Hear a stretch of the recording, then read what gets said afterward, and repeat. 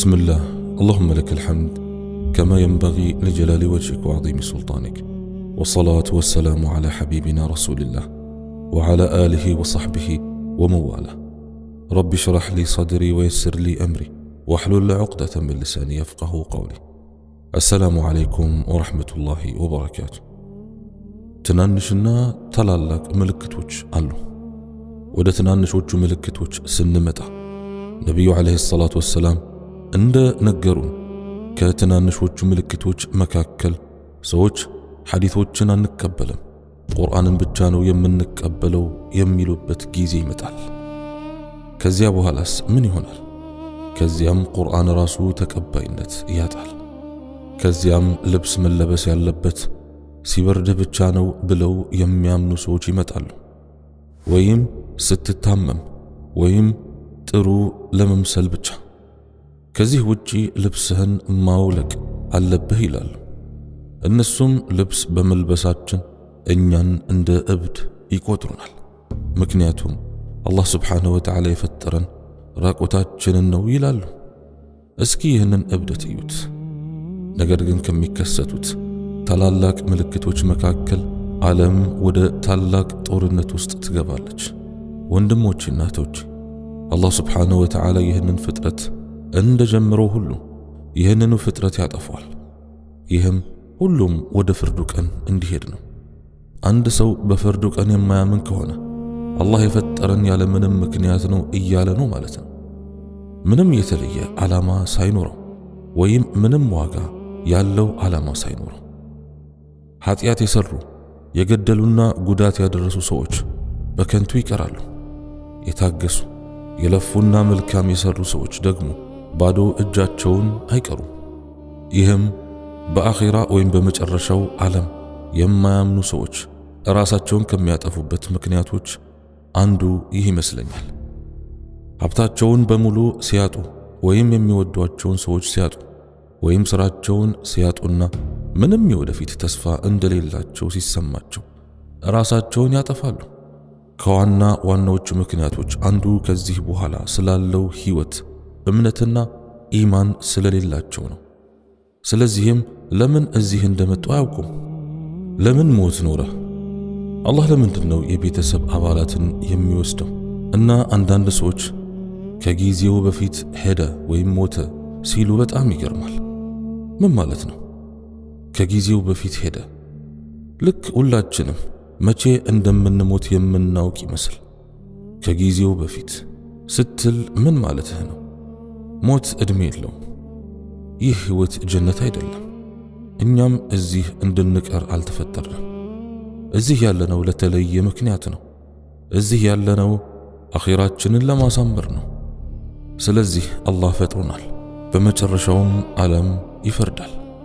ምክንያቱም እሱ ፍትሃዊ ነው። እሱ ወዴት እንደምንሄድ ያውቃል። እኛ ግን ወዴት እንደምንሄድ አናውቅም። በፍርዱ ቀን ከአላህ ስብሓንሁ ወተዓላ ጋር እንዳንከራከር አላህ ስብሓንሁ ወተዓላ እንዲህ ይላል፣ ያሳለፍከውን ሕይወት ራስህ ማየት ትችላለህ። በፍርዱ ቀንም ሕይወትህ በሙሉ ወደ ኋላ ይመለሳል። ከሞትክበት ቅጽበት ጀምሮ ሁሉም ነገር ወደ ኋላ ሲሄድ ታያለህ። የሚክዱ ሰዎች እጆቻቸው፣ እግሮቻቸው፣ አይኖቻቸው፣ ጆሮቻቸውና ሁሉም ነገር እንደሰሩት ይመሰክራል። በዚያ ቀን ማምለጫ የለም።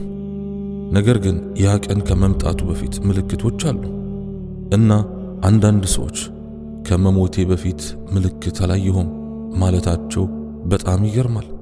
ሁሉም ሰው ከመሞቱ በፊት ምልክት ያያል፣ ሁሉም ሰው። ነገር ግን እነዚህ ምልክቶች የተለያዩ ናቸው። በተለያዩ ቅርጾች ይመጣሉ። አንዳንድ ሰዎች ከመሞታቸው በፊት እንደ ህመም ወይም እንደ መንፈሳዊ ስሜቶች ያሉ ፈጣን የሞት ምልክቶች ያያሉ። ሌሎች ደግሞ ከነዚህ ምልክቶች መካከል አንዳቸውም የላቸውም፣ እንዲሁ በድንገት ይመጣባቸዋል። ነገር ግን እኔ የማወራው ምልክት ጊዜ ነው። ጊዜ እየገፋ ሲሄድ፣ በዕድሜ ስታድግ እንደውም በዕድሜ እየቀነስክ ነው ማለት ነው። በምናድግበት እያንዳንዱ ደቂቃ እንደውም ሕይወታችን እያጠረ ነው። ስለዚህ ጊዜ ከምልክቶቹ አንዱ ነው። ዕድሜ ሌላ ነው፣ ሽበት ሌላ ነው፣ የቆዳ መሸብሸብ። ነቢዩ ዓለይሂ ሰላቱ ወሰላም እንዲህ ብለዋል፣ ከሁለት ነገሮች በስተቀር ለሁሉም ነገር መድኃኒት አለው። ለማንኛውም ነገር መድኃኒት አለው። እያንዳንዱ በሽታ መድኃኒት አለው። ካገኘኸው ትድናለህ። ከሁለት ነገሮች በስተቀር አልመውት ወልሐረም፣ ሞትና እርጅና። ወደ ኋላ መመለስ አትችልም። በቴሌቪዥን የምታያቸው የኒቪያና የዚህ ወይም የዛ ክሬም ማስታወቂያዎች ስማቸውን አላውቅም፣ ነገር ግን ታውቃቸዋለህ። እነዚህ ሁሉ ክሬሞች የሚነግሩ ቆዳህ እንዳይሸበሸብ የሚያደርጉ ቅባቶች እያሉ ያስተዋውቃሉ። ውሸት ነው። ዝም ብለው እያታለሉ ነው። ምናልባት በጊዜያዊነት መልኩ የተሸበሸበው ወይም ሊሸበሸብ ያለውን ቆዳ ቀጥ ሊያደርግ ይችላል፣ ወይም በሰርጀሪ ቀጥ ሊያደርጉት ይችላሉ እንጂ ከእርጅና የሚያመልጥ ማንም የለም። ለእርጅና መድኃኒት የለውም። የዓለም መጨረሻ ሌሎች ምልክቶች ውድ ወንድሞች እናቶች፣ ነቢዩ ዓለይሂ ሰላቱ ወሰላም የነገሩን ቀጥተኛ ምልክቶች ናቸው። ቀጥተኛ ስል እውነተኛ ናቸው ማለት ነው። ነገር ግን ገለጻዎቻቸው በዝርዝር ለኛ አይታወቁም። እነዚህ ሁሉም ሰው የሚጋራቸው በእርግጥ የሚከሰቱ ነገሮች ናቸው። ስለዚህ ለራስህ የተለያዩ ምልክቶች አሉ፣ ለሌሎች ሁሉ ደግሞ የጋራ ምልክቶች ይኖራሉ። እነሱ የመጨረሻው ሰዓት ምልክቶች ናቸው። ዛሬ በዝርዝር አልሄደባቸውም፣ ምክንያቱም ያ የኛ ርዕስ አይደለም። ነገር ግን ትኩረቴ የዓለሙ ፍጻሜ ላይ ነው የሚሆነው። የምናወራው ስለ አኺራ ወይም ስለ መጨረሻው ዓለም ነው። ይህ ዓለም ማለቁ የሚያሳየን አላህ ሱብሓነሁ ወተዓላ ሁሉም ነገር ይሞታል ሲል በዚህ ዓለም ውስጥ ያለውን ሁሉ ዓለም ራሷን ጨምሮ ማለት ነው። አላህ በቁርአን እንዲህ ይላል፣ በእርሷ ላይ ያለው ሁሉ ጠፊ ነው፣ የሚቀረው ነገር ቢኖር ጌታህ ብቻ ነው። አላህ ሱብሓነሁ ወተዓላ በብዙ አንቀጾች ላይ ዓለምና ሰማይ እንደሚጠፉ ይናገራል። ነቢዩም ዓለይሂ ሰላቱ ወሰላም አዱንያ ፋንያ፣ ይህች ዓለም ጠፊ ናት ይሉ ነበር። አንድ ሰው እንደገና የመጨረሻው ሰዓት መቼ ነው ብሎ ጠየቃቸው። እሳቸውም ስለዚያ አትጠይቅ፣ ምን አዘጋጅተህላታል አሉት። ነጥቡ ግን የሚጠይቁበት ምክንያት ነቢዩ ዓለይሂ ሰላቱ ወሰላም እንደምታልቅ ስለነገሯቸው ነው። ምልክቶቹ ብዙ ናቸው። ትናንሽና ታላላቅ ምልክቶች አሉ። ወደ ትናንሾቹ ምልክቶች ስንመጣ መቼ ተጀመሩ፣ መቼ እንደተጀመሩ ማን ያውቃል? አላህ ነው የሚያውቀው። የዓለም ፍጻሜ መቅረብ ከተጠቀሱት ትንንሽ ምክንያቶች አንዱ የነቢዩ ዓለይሂ ሰላቱ ወሰላም ሞት ነው። አዎ የእሳቸው ሞት። ስለዚህ ያ ከ1436 ዓመታት በፊት ነበር። ለኛ ረጅም ጊዜ ይመስላል። ነገር ግን ሁለት ነገሮችን መናገር እፈልጋለሁ። የ10 የ30 የ40 የ50 አልያም የ60 ዓመት ሰው ብትሆን በአእምሮህ ውስጥ ረጅም ጊዜ እንደሆነ ታውቃለህ። ነገር ግን ምን ይሰማሃል? ልክ እንደ ትናንት እንደሆነ ይመስልሃል አይደል? በአእምሮህ ስታስበው ረጅም ጊዜ እንደሆነ ታውቀዋለህ። ነገር ግን በስሜት ትንሽ ጊዜ ብቻ ነው። 1000 ዓመት ብትኖርም ተመሳሳይ ስሜት ነው የሚኖረው። ኑህ ዓለይሂ ሰላም ከ1000 ዓመት በላይ ኖረዋል። በሞት አፋፍ ላይ ሳሉ ሰዎች ይህን ሁሉ ረጅም ጊዜ ስትኖር ምን ተሰማህ ብለው ጠየቁት። እሱም ልክ እንደ አንድ ሰው በር ከፍቶ ወደ ሌላኛው ወገን አንድ እርምጃ ተራምዶ በሩን እንደዘጋው ነው አሉ። ሊሉ የፈለጉት ምንም አይታወቅህም ነው፣ እንዲሁ ያልፋል። ስለዚህ አሁን ብትሆን ወይም ከ30 ዓመት በኋላ ተመሳሳይ ነገር ነው። ልክ እንዳሁኑ ይሰማሃል። የፍርዱ ቀን በጣም ቀርቧል ወዳጆቼ። ሰዎች ግን በራሳቸው ምናብ ውስጥ ናቸው፣ ረስተውታል። ከእርሱ በጣም ርቀው ተጠምደዋል፣ ጨዋታ ላይ ናቸው። አላህ እንዲህ ይላል፣ ቀኑ ሲመጣ እናንተ እየተጫወታችሁ ወይም ዝም ብላችሁ በዝንጋቴ ውስጥ ሆናችሁ ወይም ሳታውቁ ሊመጣባችሁ እንደሚችል አታስቡምን? ስለዚህ ዓለም ስታልቅ አብዛኛው የዓለም ሕዝብ በጥፋት በዝንጋቴ ውስጥ የሚሆንበት ጊዜ ይሆናል። ይህም ማለት ሳያውቁ በፈጠሯቸው ምናቦች፣ ቅዠቶችና ሐሳቦች በጣም የተጠመዱ ይሆናሉ። ሰዎች በሙዚቃ ዓለም ውስጥ ይጠመዳሉ። ለምን ሙዚቃ አልኩ? ምክንያቱም ሙዚቃ በአእምሮና በልብ ላይ ከባድ ተጽዕኖ አለው። ሰዎች ከስቃይና ከሐዘን ለመውጣትና ከህይወት እውነታ ለመራቅ ያዳምጡታል። ነገር ግን ወደ መልካም ነገር አይወስዳቸውም። ወደ አላህ አይወስዳቸውም። ወደ ቁርአን አይወስዳቸውም። ሄደው መልካም ሥራዎችን እንዲሰሩ አያደርጋቸውም። ዝም ብለው ዘፈኑ የሚነግራቸውን ያደርጋሉ። ፍቅር ከሆነ ፍቅርን ይኖራሉ። ስለ ሞት የሚነግራቸው ከሆነ ራሳቸውን ሊያጠፉ ይችላሉ። ስለ ሰይጣናዊነት የሚነግራቸው ከሆነ ሄደው ሰይጣንን ያመልካሉ። ዘፈኑ የሚነግራቸውን ሁሉ መኖር ይጀምራሉ። የሚያስተክዝ አይነት ዘፈን ከሆነ ይተክዛሉ። አንዳንድ ሰዎች በገንዘብ ዓለም ውስጥ ይኖራሉ። ብዙ ገንዘብ ለማግኘትና በዚያ ለመኖር ይሞክራሉ። በዚያ ገፍላ ወይም ዝንጋቴ ውስጥ ናቸው። ስለ ሞት መርሳት ይፈልጋሉ። ስለዚህ በቅንጦት በመዝናኛና በዚያ ሁሉ ነገር ተጠምዷል። ሌሎች ደግሞ በሌሎች ነገሮች ተጠምዷል። በአደንዛዥ እጽ ሱስ፣ በራሳቸው ምኞቶች ሱስ።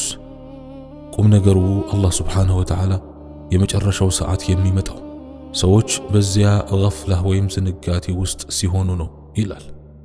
ስለዚህ በዚህ ዓለም ያሉ ትንንሽ ምልክቶች ሰዎች በዝንጋቴ ውስጥ እያሉ ይመጣሉ። የሰዎች ዝንጋቴም ከትንንሽ ምልክቶችም አንዱ ነው። ነቢዩ ዓለይሂ ሰላቱ ወሰላም እንዲህ ብለዋል፣ ሰዎች በምናባዊ ታሪኮች ራሳቸውን ማጥመድ ይጀምራሉ። አላህ አለ ወይ ብለው መጠየቅ እስከሚጀምሩ ድረስ ምናባዊ ታሪኮችን ይፈጥራሉ። ያ ሐዲት ነው። ይህ ምን ማለት ነው? በእውነት የዛሬውኑ ሁኔታችንን ተመልከቱ። የፊልም ኢንዱስትሪ በጣም እያደገ ነው። ብዙ ሰዎች ተጠምደውበታል። ፊልሞች በአሁኑ ሰዓት በሲዲ፣ በፍላሽ ዲስክ ወይም ቀጥታ ከኢንተርኔት በቀላሉ ማየት የሚቻልበት ጊዜ ላይ ደርሰናል። ልብ በሉ፣ ሰዎች ከውጭ ይልቅ በቤት ውስጥ የሚያሳልፉት ጊዜ እየበለጠ ነው። ልጆች አካላዊ እንቅስቃሴ ከማድረግ ይልቅ በቴሌቪዥን ወይም ታብሌት እና አይፓድ ፊት ናቸው። ልል የፈለግኩት ከመጨረሻው ሰዓት ትንንሽ ምልክቶች አንዱ ይህ የመዝናኛ ዓለም ልንኖርበት የምንፈልገው ይህ ቅዠት በብዙ ሰዎች ሕይወት ውስጥ ቅድሚያ የሚሰጠው ነገር ሆኗል። እያልኩ ያለሁት አትጠቀሙ ሳይሆን ሐላል በሆነ መንገድ፣ ጠቃሚ በሆነ መንገድ ተጠቀሙበት ነው እንጂ። ሱብሓነላህ ወንድሞቼና እህቶቼ፣ አሁን ከምንጋፈጣቸው በጣም ጉልህ ከሆኑት ትንንሽ ምልክቶች መካከል ጥቂቶቹን ብቻ እየጠቀስኩ ነው። ብዙዎቻችንም እየኖርንበት ነው ሳናውቀው። ሌላው ትንሽ ምልክት በአጠቃላይ የሚዛን መዛባት ነው። በመላው ዓለም ሚዛን መዛባት አለ። በህብረተሰባችን ውስጥ፣ በስነ ምግባር ውስጥ፣ በሐሳቦች ውስጥ፣ በተፈጥሮ ውስጥ ሚዛን መዛባት አለ። በአየር ንብረት ለውጥ ላይ የሚዛን መዛባት አለ። ማየት ትችላላችሁ። የዓለም ሙቀት መጨመር አንዱ ነው። ነገር ግን በይበልጥ ስውር በሆነ መልኩ የስነ ምግባራችን ሚዛን መዛባት ነው። ልብ በሉት። እፍረት ምን ያክል ዋጋ እንዳጣ ተመልከቱ። ውሻ አግብቶ ሚስቴ ብሎ መጥራት የተለመደ ነገር እየሆነ ነው። አልሐምዱሊላህ አላ ኒዕመት ልእስላም። አላህ ጤነኛ እንዲያደርገን እንለምነዋለን። ከዚያም ልብስ መለበስ ያለበት ሲበርድህ ብቻ ነው ብለው የሚያምኑ ሰዎች ይመጣሉ። ወይም ስትታመም ወይም ደግሞ ጥሩ ለመምሰል ብቻ። ከዚህ ውጭ ልብስህን ማውለቅ አለብህ ይላሉ። እነሱም ልብስ በመልበሳችን እኛን እንደ እብድ ይቆጥሩናል። ምክንያቱም አላህ ስብሓንሁ ወተዓላ የፈጠረን ራቆታችንን ነው ይላሉ። እስኪ ይህንን እብደት ተመልከት ወላሂ። ከዚያም ግብረ ሰዶማውያን አሉ። ከጥቂት ዓመታት በፊት ዓለም ግብረ ሰዶማውያንን በአሉታዊ መልኩ ትመለከት ነበር። ባለፉት 10 ዓመታት ውስጥ ምን ተከሰተ? አሁን በእነሱ ላይ ከተናገርክ እብዱ አንተ ነህ ብለው ያስባሉ። እብዱ አንተ ነህ፣ እነሱ አይደሉም፣ የስነ ልቦና ችግር አለብህ ይለዋል። ግን ዓለምን ተመልከቷት። የወንዶችና የሴቶች ሚና ሙሉ በሙሉ ተቀይሯል። ወንዶች ሴቶችን ስለ መርዳት ወይም ሴቶች ወንዶችን ስለ መርዳት አይደለም የማወራው፣ ስለ ሙሉ ለውጥ ነው የማወራው። ልጆች ከገዛ አባታቸው ይልቅ ጓደኞቻቸውን ወደ ልባቸው ያስጠጋሉ። ይህ ከሐዲቶቹ አንዱ ነው። ሴት ልጅና ወንድ ልጅ የእናታቸውና የአባታቸው ጌቶች እንደሆኑ ተሰምቷቸው ያድጋሉ። በተለይም የእናታቸው። ወላሂ ከአንድ ሳምንት ተኩል ገደማ በፊት አንድ ሙስሊም ደውሎ ወንድሜን መግደል ፈልጋለሁ፣ ምክንያቱም በገባ ቁጥር እናቴን ይመታታል ብሎ ደወለልኝ። አላህ ይጠብቀን። ነቢዩ ዓለይሂ ሰላቱ ወሰላም ስለ እነዚህ ምልክቶች ነግረውናል። ልጆች ትልልቆቹ የገዛ ወላጆቻቸውን መርገም እስኪጀምሩ ድረስ የመጨረሻው ሰዓት አይመጣም ብለዋል። ከትንንሾቹ ምልክቶች መካከልም ታማኝ ሰዎች መታመን ያቆማሉ። ታማኝ ያልሆኑ ሰዎች ደግሞ የኃላፊነት ቦታ ይሰጣቸዋል። ሕዝቡም በእጃቸው ስር ይወድቃል። ውሸታም ይታመናል፣ አማኝ ደግሞ ውሸታም ይባላል። ወንድሞቼ፣ እናቶቼ ፍጹም ግራ መጋባት ባለበት ዓለም ውስጥ ነው የምንኖረው። እውነት ሐሰት፣ ሐሰት ደግሞ እውነት በሚመስልበትና ምን እንደሆነ በማይታወቅበት ጊዜ ሙስሊሞች እርስ በርሳቸው ሲዋጉ ነቢያችን ዓለይሂ ሰላቱ ወሰላም ያ ቀን ሲመጣ ሁለቱንም ራቁ፣ ብቻቸውን ተራራ ላይ ከዛፍ ስር እየበላችሁ መኖር ቢኖርባቸውም እንኳ ብለዋል። ፊተን ወይም ፊትናዎች በስነ ምግባር በሐሳብና በአካል ብዙ ግራ መጋባትና ጥፋት ማለት ነው። እንዲህም ብለዋል፣ ሰውየው ጠዋት አማኝ ሆኖ ነግቶ ማታ ከሃዲ ይሆናል፣ ማታ አማኝ ሆኖ አምሽቶ ጠዋት ከሃዲ ይሆናል። አጂብ። በሌላ አነጋገር ሰዎች እምነታቸውን በፍጥነት እንደሚያጡ እየነገሩን ነው። ይህንንም አሁን ኢንተርኔት እየተስፋፋ ሲመጣ እያየን ነው። የሰዎች ግንኙነት ጥሩ ነገር ሊሆን ይችላል። ነገር ግን ይህ ግንኙነት በአእምሮአቸው ውስጥ ጥርጣሬ የነበራቸው ሰዎች በሚሊዮን የሚቆጠሩ ሌሎች ሰዎችም ተመሳሳይ ጥርጣሬ እንዳላቸው እንዲያገኙና ከዚያ በኋላ በዚያ ጥርጣሬያቸው የበለጠ እንዲመቻቸው ያደርጋል። አሁን በአሜሪካና በለንደን የሙስሊም ግብረ ሰዶማውያን ማህበር አለ። በሲድኒም አንድ ተቋቁሟል። እናም አንዲት ሙስሊም ጠበቃ ሴት የሙስሊም ግብረ ሰዶማውያን ድርጅት እንዲቋቋም ተሟግታላቸዋለች። አጂብ። አሁን ስለ እነርሱ ማውራት አልወድም፣ ምክንያቱም ሰዎች ሐሳብ ማግኘት ይጀምራሉ የሚል ስጋት አለኝ። ነገር ግን በጣም መጥፎ ሆኗል። ሁሉም ሰው ያውቀዋል። አላህ ይጠብቀን። ዋናው ቁም ነገሩ ትንንሽ ምልክቶች እየበዙ ነው፣ ድንቁርናም እየተስፋፋ ነው። ነቢያችንም ዓለይሂ ሰላቱ ወሰላም ዑለማዎች እየመነመኑ እየሞቱ እንደሚሄዱና ድንቁርናም እየተስፋፋ እንደሚሄድ ነግረውናል። እስከ መጨረሻውም የእነዚህ ምልክቶች ትንንሽና ታላላቅ መጨረሻው ቁርአን ራሱ ከምድር ላይ ይነሳል። ከእንግዲህ በልቦችም ሆነ በአእምሮችም ውስጥ አይኖርም። ቁርአን ከሁሉም ገጾች፣ ኢንተርኔት ካለ ከዚያም ከገጾች ከአእምሮች ይነሳል። ሱብሓነላህ። ሌላ ምልክት ነቢዩ ዓለይሂ ሰላቱ ወሰላም ከትንንሾቹ ምልክቶች መካከል ሰዎች ሐዲቶችን አንቀበልም፣ ቁርአንን ብቻ ነው የምንቀበለው የሚሉበት ጊዜ ይመጣል ብለውናል። በእኔና በእናንተ መካከል ቁርአን ነው ያለው። በዚያ ውስጥ ካለ እወስደዋለሁ፣ ከሌለ አላምነው ይላሉ። ይህን ሐዲት ተናግሯል ነቢያችን ዓለይሂ ሰላቱ ወሰላም። ከዚያ በኋላስ ምን ይሆናል? ከዚያም ቁርአን ራሱ ተቀባይነት ያጣል። አጂብ። አሁን ሐዲት ሁለተኛው ዋና ምንጫችን፣ ከዚያም የመጀመሪያው ዋና ምንጭ የሆነው ቁርአን ይጠፋል። የዛሬውን ሁኔታችን ተመልከቱ። በሙስሊም ቤቶች ውስጥ ብዙ የሚያጠኑ ልጆች አሉ። ነገር ግን በተግባር እናውለዋለን? ትርጉሙን እናስተምራቸዋለን? ወደ ፓኪስታን ብትልኳቸውም ወደ ህንድም ወደ ሌላም አገር ብትልኳቸውም ሳይረዱት ዝም ብሎ መሸንደድ ብዙም አይጠቅማቸውም። ከትናንሾቹ ምልክቶች መካከልም ሐሰተኛ ነቢያቶች መምጣታቸው ነው። ዛሬ በሁሉም ቦታ አሉ። ማንም ሰው ሃይማኖት መፍጠር ይችላል። ዝም ብለህ ሐሳብ ፍጠርና አሰራጨው። ተከታዮች ይኖሩሃል። በእርግጥ ተከታዮች ይኖሩሃል። ማንኛውንም ነገር ዝም ብለህ ፍጠር። ላም የሚያመልኩ፣ ፀሐይ የሚያመልኩ፣ ሸይጣን የሚያመልኩ፣ ሰው የሚያመልኩ ተከታዮች አሉ አይደል? የሰው ልጅ ብልት የሚያመልኩም አሉ። ወልዒያዙ ቢላህ። ጉንዳንንና ነፍሳት የሚያመልኩም አሉ። የፈለጉትን ያመልካሉ። እናም የራስህ ተከታዮች ሊኖሩ ይችላሉ። ሃይማኖት መፍጠር ቀላል ነገር ሆኗል። ከጥቂት ዓመታት በፊት ነብይ ነኝ ስላለ አንድ ሰው ዜና ላይ ወጥቶ ነበር። የብዙ ምስኪን ወጣቶችን ሕይወት አጥፍቷል። ከጠፈር የመጡ ፍጥረታት መጥተው እንዲወስዷቸው እየጠበቁ ራሳቸውን አጥፍቷል። አጂብ! ታላላቅ ምልክቶች ሲመጡ ትንንሽ ምልክቶች ይቀጥላሉ። ትንንሽ ምልክቶችም እየባሱና እየባሱ ይሄዳሉ። በጊዜ እጥረት ምክንያት በአንዳንድ ታላላቅ ምልክቶች ላይ ባጭሩ እሄድባቸዋለሁ። በሚቀጥለው ሳምንት ኢንሻአላህ እንቀጥላቸዋለን። ነገር ግን ከነዚህ ታላላቅ ምልክቶች መካከል በፍጥነት የሚከሰቱት ዓለም ከአንደኛውና ከሁለተኛው የዓለም ጦርነት ውጪ ወደ ታላቅ ጦርነት ወይም ወደ ታላቅ የዓለም ጦርነት ውስጥ ትገባለች። አንዳንድ ዑለሞች አንደኛውና ሁለተኛው የዓለም ጦርነት እነዚያ ናቸው ብለው ያስባሉ። ነገር ግን በሐዲቶች እየተገለጹልን ከተባለው ጋር የሚመጣጠን አይደለም። ምክንያቱም ጦርነቱ በሙስሊሞችና በክርስቲያኖች መካከል ብቻ ይሆናልና።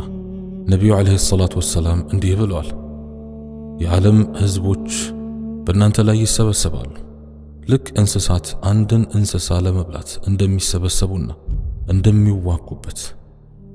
የአላህ መልእክተኛ ሆይ በዚያን ጊዜ ቁጥራችን ትንሽ ይሆናል? ለዚያ ነው በእኛ ላይ የሚሰበሰቡት ብለው ጠየቋቸው።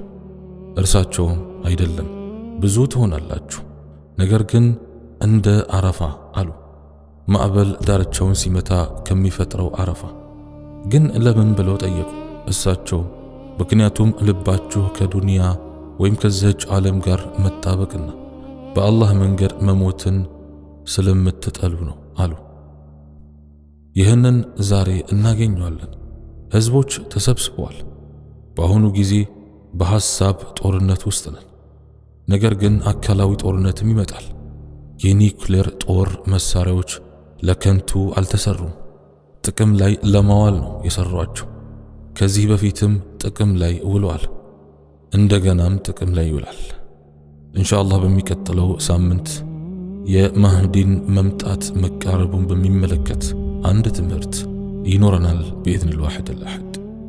አላህ ስብሓንሁ ወተዓላ እኔ በተናገርኩት እናንተን በሰማችሁት የምንጠቀም ያድርገን። سبحانك اللهم وبحمدك أشهد أن لا إله إلا أنت أستغفرك وأتوب إليك وآخر دعوانا أن الحمد لله رب العالمين والسلام عليكم ورحمة الله وبركاته.